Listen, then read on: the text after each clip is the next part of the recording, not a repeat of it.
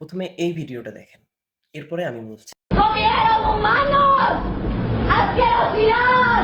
ভিডিওটা দেখে অবশ্যই বুঝে গিয়েছেন আমি কি নিয়ে কথা বলছি, আর সেটা হচ্ছে অ্যাপস্টেইন ফাইল। আর এই মহিলাটা 2009 সালে ওটা নিজের চোখে দেখে সে এসে বলেছিল, আমি নিজের চোখে দেখেছি তারা মানুষের গোশ খায়, আপনারা এটা নিয়ে কিছু করেন, আপনারা খেয়াল করুন। কিন্তু তারপরে ওই মহিলাকে আর খুঁজে পাওয়া যায়নি। আর এভাবেই বাইরের রাষ্ট্রের মানুষরা, বিশেষ করে পশ্চিমারা, আমাদেরকে এভাবে অন্ধ করে রেখেছে।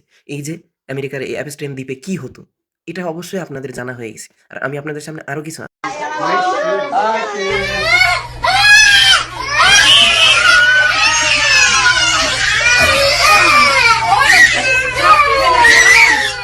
কি, ভিডিওটা পরিচিত পরিচিত মনে হচ্ছে না?